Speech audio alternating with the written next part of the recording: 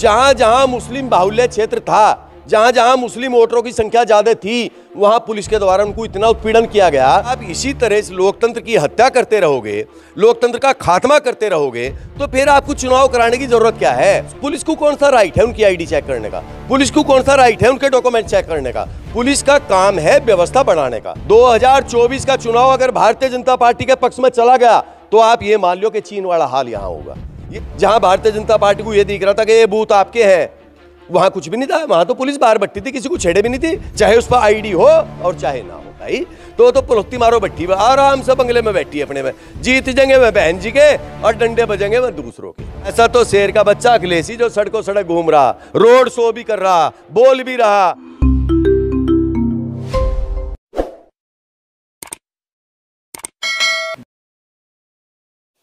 नमस्कार, स्वागत है आप सभी का हिंदुस्तान 24 पर और मैं आप सबके साथ विपिन चौधरी।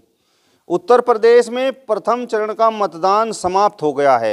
विपक्ष लगातार सत्ताधारी पार्टी पर निशाना साध रहा है। विपक्ष का कहना है कि यह निष्पक्ष चुनाव नहीं है। उधर भारतीय जनता पार्टी से जुड़े हुए लोग लगातार विपक्ष पर निशाना साध रहे हैं और कह रहे हैं कि देखिए, पहले ही इन लोगों को अपनी हार नज़र आ रही है और हताशा भरे ये लोग बयान दे रहे हैं। आज प्रथम चरण के मतदान पर ही हम बात करेंगे और बातचीत करने के लिए आज हमारे साथ समाजवादी पार्टी से लंबे समय से जुड़े हुए चौधरी राजकुमार घाटेड़ा जी मौजूद हैं। चौधरी राजकुमार घाटेड़ा जी, सबसे पहले तो हिंदुस्तान 24 पर मैं आपका बहुत बहुत स्वागत करता हूँ। मैं भी स्वागत करता हूँ आपका विपिन चौधरी जी, आपका भी करता हूँ और आपके चैनल का भी करता हूँ। मेरा आपसे सबसे पहला सवाल ये है कि प्रथम चरण का मतदान तो समाप्त हो गया है। अखिलेश यादव लगातार इस पर सवाल उठा रहे हैं, विपक्ष लगातार सवाल उठा रहा है, तो इस प्रथम चरण के मतदान को आप किस प्रकार से देख रहे हैं? देखिए, जहां तक प्रथम चरण के मतदान की बात है चौधरी साहब, वो आपने भी पता है और पूरे जितना भी ये क्षेत्र आता था, जितना भी एरिया आता था प्रथम चरण के मतदान में, मेरे कहने का मतलब ये है, उसमें आप जाकर के जनता के बीच में भी आप देख सकते हो या आप वहाँ की कार्यप्रणाली भी देख सकते हो जहाँ जहाँ मतदान हो रहे थे। अब मैं सबसे पहले, चलो अखिलेश यादव जी ने ये कहा है, उन्होंने हिम्मत तो की है कहने की, वरना आपसे मैं एक बात पूछ रहा कि जहाँ जहाँ मुस्लिम बाहुल्य क्षेत्र था, जहाँ जहाँ मुस्लिमों का ज़्यादा संख्या में वोट था, वहाँ एक बात मुझे बताओ, 1952 में पहला चुनाव हुआ था हिंदुस्तान के अंदर, और 1952 से लेकर आज तक पार्लियामेंट का हुआ हो, चाहे असेंबली का हुआ हो, चाहे नगर निकायों का हुआ हो, चाहे पंचायतों का हुआ हो, मैं ये कह रहा आज तक किसी की आईडी पुलिस ने चेक की क्या कभी? आपसे पहले एक बात बताओ, ये काम तो इलेक्शन टीम जो होती है, जो चुनाव कराने के लिए जाती है, या पीठासीन अधिकारी जो होता है या उनके अधीनस्थ जो कर्मचारी होते हैं, उनका काम होता है आईडी चेक करने का। अब ये पुलिस आईडी चेक कर रही, पुलिस उनको प्रभावित कर रही है जी, लाइन में लगे हुए लोगों को उन पर दबाव बना रही। तो मुझे ये बता दो, ये सीधा सीधा लोकतंत्र का खात्मा है या ये सीधी सीधी चुनाव प्रक्रिया सही हो रही है? मुझे ये बता दो, ऐसा चुनाव कराने से क्या फायदा था जब भारतीय जनता पार्टी ने, और सुनो, ये बात नहीं है कि अखिलेश यादव इससे बोखला रहे, बोखला तो इससे भारतीय जनता पार्टी रही। आप कहीं भी जाकर के देख लो, किसी कस्बे में देख लो, टाउन में देख लो या नगर महापालिका में देख लो, जहां जहां मुस्लिम बाहुल्य क्षेत्र था, जहां जहां मुस्लिम वोटरों की संख्या ज्यादा थी, वहां पुलिस के द्वारा उनको इतना उत्पीड़न किया गया कि उनको लाइन में से निकाल दिया गया। बहुत लोगों को वोट ही नहीं डालने दिया, और कम मतदान का भी यही एक रिजल्ट है। सरकार नहीं चाह रही थी, सत्ता पक्ष के इशारे पे कम मतदान हुआ। तो मेरा कहने का मतलब यह है कि भाई, अगर आप इसी तरह से लोकतंत्र की हत्या करते रहोगे, लोकतंत्र का खात्मा करते रहोगे, तो फिर आपको चुनाव कराने की जरूरत क्या है?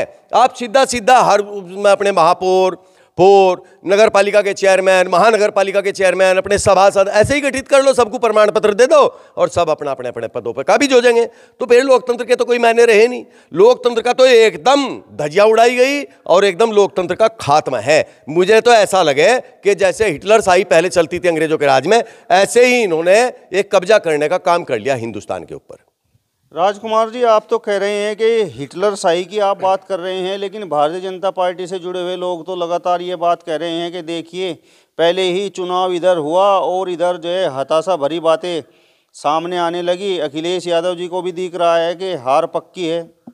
अब जहां तक अखिलेश यादव जी की बात है, जो बीजेपी के लोग कह रहे हैं, मैं ये कह रहा आप निष्पक्ष चुनाव करा लो, आप पुलिस को तो बैठा दो बाहर और वोटर को छोड़ दो वोटर की मर्जी पर, और यही होना भी चाहिए।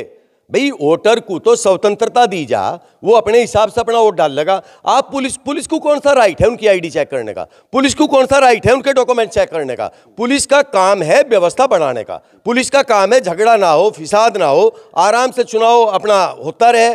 भाई वोटर वोट डालते रहे और जो चुनाव की टीम है, जो चुनाव कराने वाली है, वो अपना काम सुचारू रूप से करते रहे। जब आप बाहरी दबाव बनाना शुरू कर दोगे, अब मैं आपसे एक नई बात पूछ रहा, जिस भी आप किसी भी टाउन में चले जाओ या सहारनपुर में चले जाओ, मुजफ्फरनगर में चले जाओ, जहां जहां भी आप गए होंगे, आपने तो पत्रकारिता के हिसाब से आकलन किया होगा। मुझे ये बता दो, चुनाव होने से 4 दिन पहले सेंटर की फोर्स हर मोहल्लों में काबिंग करती फिरी थी। तो भाई दबाव तो बनाना शुरू से ही कर दिया था, लेकिन उसके बावजूद भी अगर वोटर वोट डालने के लिए गया, क्योंकि उसको संविधान ने दिया नहीं का अधिकार वोट डालने का, उसको नागरिकता नहीं का भारत की। भाई जो भी वोटर है, चाहे वो हिंदू है, मुसलमान है, सिख है, ईसाई है, उसको अधिकार है वोट डालने का।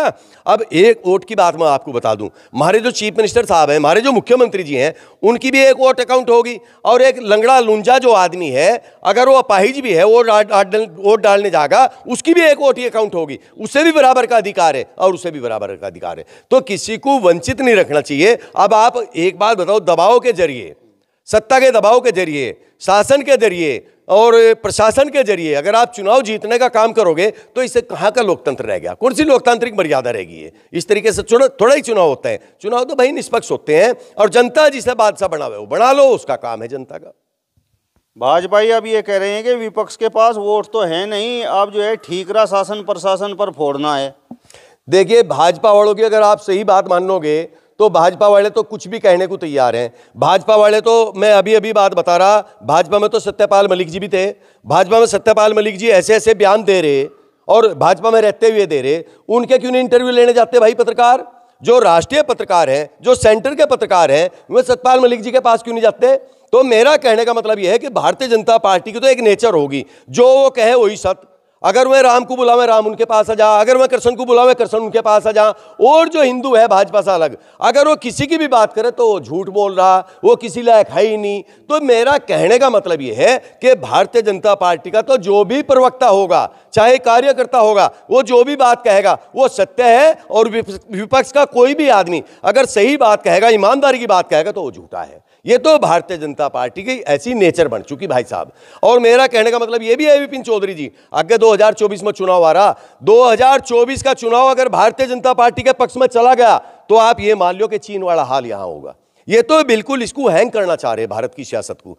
अभी इनके बारे में आपने मोदी जी के बारे में पता लगा होगा, हमारे आदरणीय प्रधानमंत्री जी, उन्होंने कैसे कैसे शब्दों का इस्तेमाल करा था सोनिया के प्रति। भाई आपने सुना होगा, वीडियो वायरल हुई, सभी ने देखा, भारत के लोगों ने देखा, विदेश के लोगों ने भी देखा। अगर सोनिया जी के प्रति, वो भी तो एक महिला है, वो भी तो एक महिला है, हिंदुस्तान की बहू है, बहू के रूप में यहां आई, तो अगर ये उनको अब शब्द कहें तो ये बहुत अच्छे। अगर इनके बारे में कुछ कह दिया जा तो राष्ट्रद्रोही है जी, उस पर राष्ट्रद्रोह के मुकदमे कायम कर दे। तो भाई मेरा कहने का मतलब यह है कि लोकतंत्र के मायने ये नहीं है, बाबा भीमराव अंबेडकर ने सबको अधिकार दिया था, ये कोई भारतीय जनता पार्टी का अधिकार नहीं है, भारतीय जनता पार्टी के लोगों को ये अधिकार नहीं मिला था। हिंदुस्तान में रहने वाली जितने भी धर्म हैं, जितनी भी बिरादरियां हैं, ले लोकतंत्र के तहत सबको वोट डालने का अधिकार दिया गया था। और इसी प्रणाली के तहत यहाँ चाहे वो सेंटर में गवर्नमेंट बने, चाहे स्टेट में गवर्नमेंट बने, चाहे वो पंचायतों के प्रधान बने, चाहे वो निगमों के चेयरमैन बने, ये लोकतांत्रिक व्यवस्था का काम था। लेकिन इसको भारतीय जनता पार्टी के द्वारा ध्वस्त किया जा रहा है, इसको मिटाने का काम भारतीय जनता पार्टी सत्ता के दुरुपयोग से कर रही। मतलब आपके हिसाब से प्रथम चरण का ये जो मतदान समाप्त हुआ है, इसमें मुस्लिम बाहुल्य इलाकों पर ज़्यादा सख्ताई रही। आपके हिसाब से हिंदू बाहुल्य इलाकों पर सख्ताई नहीं रही क्या? देखिए मेरी बात सुन लो, जहां जहां हिंदू बाहुल्य बूथ थे वहां तो पुलिस नजदीक भी नहीं थी, वहां तो दूर बट्टी थी। और मैं एक बात और बता रहा, मुझे ऐसी बात कहनी नहीं चाहिए, कई जगह तो वीडियो वायरल हो रही, शाही भी नंबर 2 की थी, शाही भी नंबर 2 की थी। वरना वो जो शाही इंक लगती थी, तो हमने वोट डालते, भाई हम 55-56 साल के हो गए, तो वो शाही उतरे ही नहीं थी। लेकिन अब तो मुझे ऐसा लग रहा कि जहां जहां भारतीय जनता पार्टी के कार्यकर्ता को, बूथ एजेंटों को ये दिख रहा था कि यहां वोट आपका नहीं है, यहां समाजवादी पार्टी का वोट है, या यहां बहुजन समाज पार्टी का वोट है, यहां कांग्रेस पार्टी का वोट है, तो वहीं दबंगई दिखाई गई। जहां भारतीय जनता पार्टी को यह दिख रहा था कि ये बूथ आपके हैं, वहां कुछ भी नहीं था, वहां तो पुलिस बाहर बैठी थी, किसी को छेड़े भी नहीं थी, चाहे उस पर आईडी हो और चाहे ना हो। अब समाजवादी पार्टी के लोग तो कह रहे हैं, जिस तरीके से आपने बहुजन समाज पार्टी का भी जिक्र कर दिया है, समाजवादी पार्टी के लोग कह रहे हैं कि देखिए मुस्लिमों पर किस तरीके से यहाँ पर एक तरह से सख्ताई हुई है और मायावती को मुस्लिम समाज का वोट तो चाहिए, लेकिन एक बार भी कैमरे के सामने नहीं आई और अखिलेश यादव लगातार इस पर सवाल उठा रहे हैं। अब बहन जी कैसे आ जाएगी कैमरे के सामने? दलितों पे मैं ये कह रहा कि ये जो हमारे दलित भाई हैं, ये भी हमारे भाई हैं और ये भी नागरिक हैं भारत के। लेकिन मेरा कहने का मतलब ये है कि भाई जिस नेता को आप ताकत दे रहे अपने वोट के बलबूते से, अपनी सपोर्ट के बलबूते से, अपने सहयोग के बलबूते से, आप पे चाहे जितना जुल्म जाती होती रहे, वो तो बोलने वाली है नहीं। तो कोई बहुजन समाज पार्टी का वोट SC है, बहुजन समाज पार्टी का वोट तो भाई पिछड़ों में भी है, बहुजन समाज पार्टी का वोट तो भाई मुस्लिमों में भी है। और मेरा कहने का मतलब ये है कि मुस्लिमों पे भी आपने देखा होगा कितना अत्याचार अब भी हो रहा, अभी आन वक्त पर कल ही हुआ। तो यहाँ क्यों नहीं बहन जी आवाज खोलती अपनी? क्यों बहन जी के पदाधिकारी जो संगठन से जुड़े हुए लोग हैं या वह बामसेब से जुड़े हुए लोग हैं, क्यों नहीं आवाज खोलते भाई? तो पुलुत्ती मारो बैठी आराम से बंगले में बैठी अपने में, जीत जाएंगे वह बहन जी के और डंडे बजेंगे वह दूसरों के। तो ये हालत बहन जी की है। अब बहन जी को हमें नहीं पता किस तरीके से बहन जी डरी हुई है। अब देखो भाई, ये तो आपने मानना पड़ेगा विपिन चौधरी जी के बहन जी को शायद ED दिखती हो, भाई वाह आपकी CBI दिखती हो। अब ये दम सब में नहीं है। ऐसा तो शेर का बच्चा अखिलेश जो सड़कों सड़क घूम रहा, रोड शो भी कर रहा, बोल भी रहा, केजरीवाल जी हैं वो भी बोल रहे हैं, देखो वो तो मेरी पार्टी का आदमी नहीं है, लेकिन जो बोल लेगा उसी के दरवाजे के आगे भाई साहब शाम को जैसे भगवान कृष्ण की मूर्ति खड़ी हो जाए ऐसे ED खड़ी हो जा करके। तो लोगों के अंदर भय पैदा हो रहा भाई। ये भय पैदा होने से लोकतांत्रिक व्यवस्था खत्म होती जा रही भाई। तो मेरा कहने का मतलब ये है कि अगर आप लोकतंत्र को जिंदा रखना चाहते हो, और बाबा भीमराव अंबेडकर ने जो बनाया था, हालांकि बनाने वाले और लोग भी थे, लेकिन उन्हीं को श्रेय जाता है, उन्हीं की तस्वीर हर सरकारी कार्यालय में लगी हुई है, PM कार्यालय में लगी हुई है, चीफ मिनिस्टर कार्यालय में लगी हुई है। तो मेरा कहने का मतलब यह है कि अगर वास्तव में आप बाबा भीमराव अंबेडकर का आदर करना जानते हो और उनको सम्मान देना जानते हो और उनके बताए हुए रास्ते पर चलना जानते हो, तो फिर इस लोकतंत्र को खत्म ना करो, इसे लोकतंत्र को जिंदा रखने का काम करो। ये सदा दिन एक से नहीं होते। क्या पता कल सरकार इन्हीं की भी चली गई और कल दूसरे आ गए, अगर वही इस काम को लग गया करण तो इनको कैसा लगेगा? तो मेरा कहने का मतलब ये है कि भाई जनता के अधिकारों का हनन करना ऐसा है जैसा किसी की हत्या कर दी हो। चलिए, तो समाजवादी पार्टी से बहुत पुराने समय से जुड़े हुए चौधरी राजकुमार घाटेड़ा जी को आपने सुना। फिलहाल इस वीडियो में बस इतना ही। अगली वीडियो में फिर आपसे मुलाकात होगी, तब तक बने रहिए हिंदुस्तान 24 के साथ। नमस्कार।